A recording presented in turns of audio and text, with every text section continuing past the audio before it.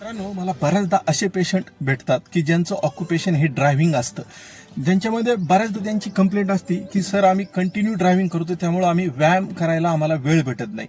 तर त्यांना एक सगळ्यात महत्त्वाची माझी टीप असेल की तुम्ही काय करा की तुमची पहिली बसायची स्टाईल थोडी बदला गाडी चालवत असताना.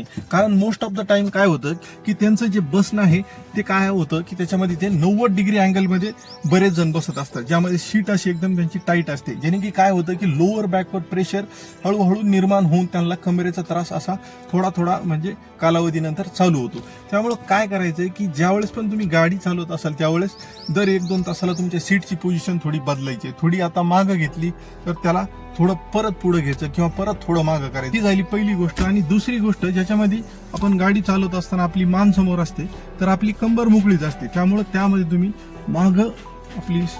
पुढं आणि मागं, पुढे आणि मागं, ज्यालाच की आपण फ्लेक्शन एक्सटेन्शन म्हणतो, हे तुम्ही करू शकता असं गाडी चालवत असताना.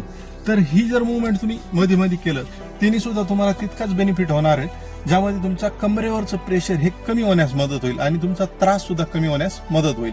ह्या जर 2 गोष्टी तुम्ही जर केल्या मित्रांनो, तर तुम्हाला याच्यासाठी एक्स्ट्रा वेळ काढायची गरज नाही कोणत्याही व्यायामासाठी. हा व्हिडिओ तुम्हाला आवडला असेल मित्रांनो, तर तुमच्या ड्रायव्हर मित्रापर्यंत याला नक्की पोहोचवा आणि मला लाईक करायला विसरू नका. मला कमेंटमध्ये नक्की सांगा की तुम्हाला काय वाटलं.